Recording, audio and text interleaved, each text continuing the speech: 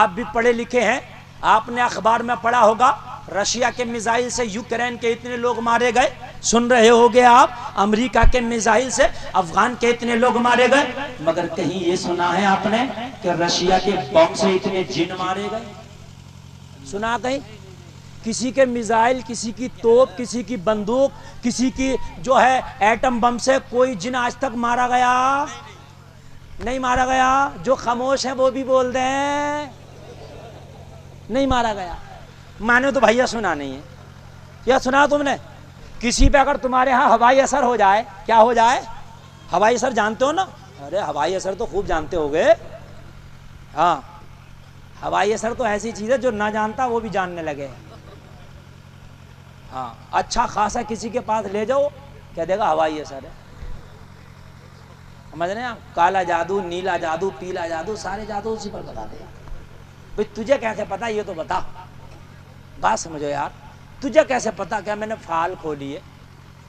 اور کچھ لوگ تو یہاں تک بتا دیں کس نے کرایا ہے، یہ بھی بتا رہے ہیں کس نے کرایا ہے۔ جب تم اتنے بڑے جان پاڑا ہو کہ یہ بھی بتا رہے ہو کس نے کرایا ہے، تو یہ جو خفیہ ایجنسیاں ہیں، ایل آئی او والے ہیں، یہ کیوں اپنی جھک مرا رہے ہیں؟ داؤد ابراہیم کہاں بیٹھا فال کھول کر بتا دے، بات ہے کہ نہیں یار؟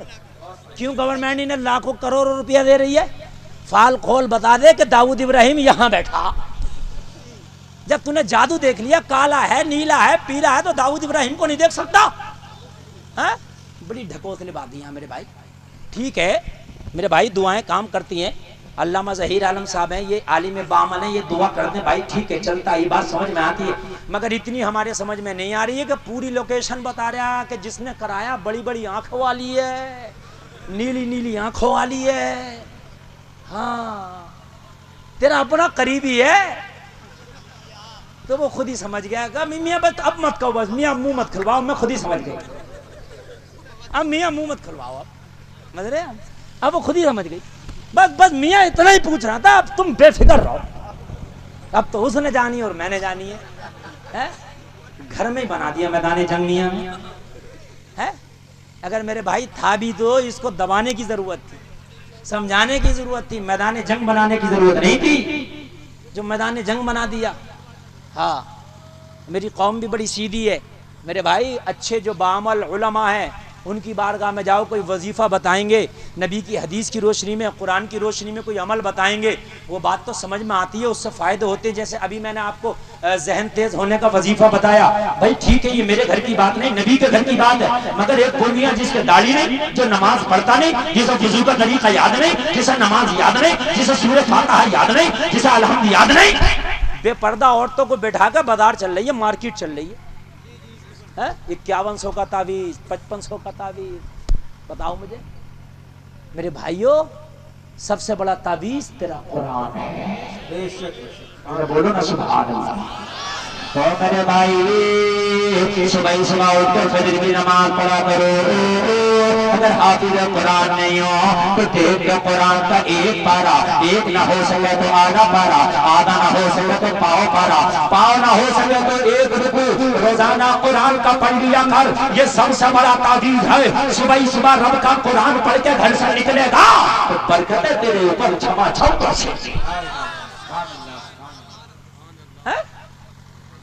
قرآن پڑھا نہیں، صبح صبح اٹھا تو پہلے تو اٹھ کے بعض تو پڑیا ڈالے ہیں منہ میں، پڑیا گگن والی ایسا کر کے مسئلے کا بہت دیر تک پھر ڈالے گا، اب کدھر چلنا ہے بھائی؟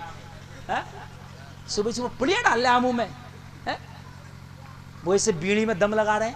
آئے آئے یار تو نے سب سے پہلے تیرا منہ کھلتا تو اللہ کے ذکر کے لیے کھلنا چاہیے تھا، ہے کہ نہیں میرے بھائی؟ ہے کہ نہیں ہے؟ اللہ کا ذکر کرتے سب سے پہلے، اللہ اللہ کرتے، قرآن پڑھتے، اس کے بعد دیکھتے چائے ناشتہ بھی ہے۔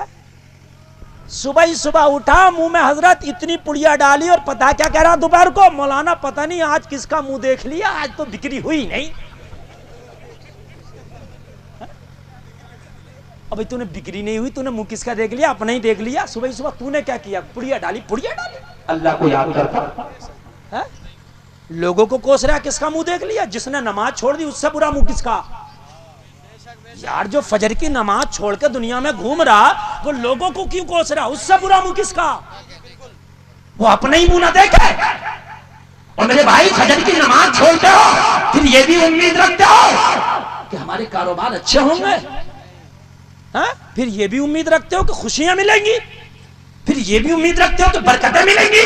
نہیں لوگوں، ایک اللہ والے کی بارگاہ میں ایک شخص پہنچا، بیٹھا ہے، عرض کر رہا حضور کماتا بہت ہوں مگر میرے گھر میں برکت نہیں آتی، حضور کاروبار بہت اچھا چلتا ہے مگر برکت نظر نہیں آتی، حضور بڑا پریشان رہتا ہوں، میرا ہاتھ تنگ رہتا، تنگ دستی کے عالم میں زندگی گزارتا ہوں، حضور کوئی وظیفہ بتا دو، کوئی ایسا نقش دے دو کہ میرے گھر میں برکت ہو جائے۔ او لوگو، اللہ والا نگاہیں بند کیا، حالات معلوم کر لیا۔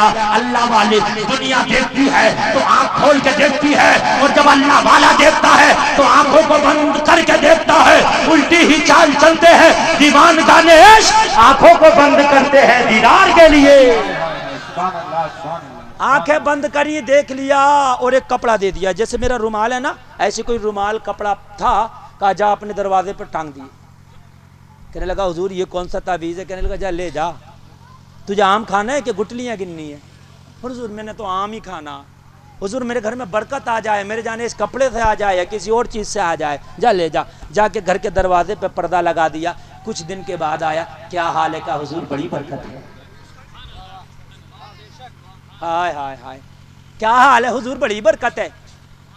عرض کرنے لگا دامن پکڑ کے، حضور یہ تو بتا دیں یہ تعویذ کیسا تھا کہ میں نے دروازے پہ لٹکایا تو برکت ہونے لگی؟ اللہ والے نے فرمایا یہ کوئی تعویذ نہ تھا، یہ کوئی تعویذ نہ تھا، پھر کیا تھا؟ کہا تیرے گھر کا دروازہ راستے کے کنارے ہے، اور تیرے گھر کے دروازے پہ پردہ نہیں تھا، راستے سے جب بے نمازی گزرتے تھے تو ان کی نظریں تیری گھر میں پڑتی تھی، ان کی نظروں کی نحوست کی وجہ سے اللہ نے تیرے گھر کی برکت ختم کر دی تھی۔ میں نے تیرے گھر کے دروازے پہ جب پردہ لگوا دیا تو بے نمازیوں کی نظریں تیرے گھر کے اندر نہیں پڑتی، اس وجہ سے تیرے گھر میں برکت آنے لگی۔ اور مدرسے کے جلسے میں آنے والوں، سینے پہ ہاتھ رکھ کر فیصلہ کرو، اگر بے نمازی کی نظر اگر گھر میں پڑ جائے تو اس گھر کی برکتیں ختم ہو جائیں، اور جس گھر میں بے نمازی ہو اس گھر میں برکتیں کہاں سے آئیں؟ بتائیے، خود فیصلہ کر کے بتائیے، جس گھر میں بے نمازی ہو اس گھر میں برکتیں کہاں سے آئیں؟ میرے بھائیوں، اپنے بچوں کو بھی صبح ہی صبح اٹھایا کرو، اپنی بیویوں کو، بیگم کو جب اٹھائے جب بادشاہ اٹھے، تو بادشاہ تو صبح کو 8 بجے تک اٹھ رہا ہے، تو بیگم تو ظاہر سی بات ہے 10 بجے اٹھے گی۔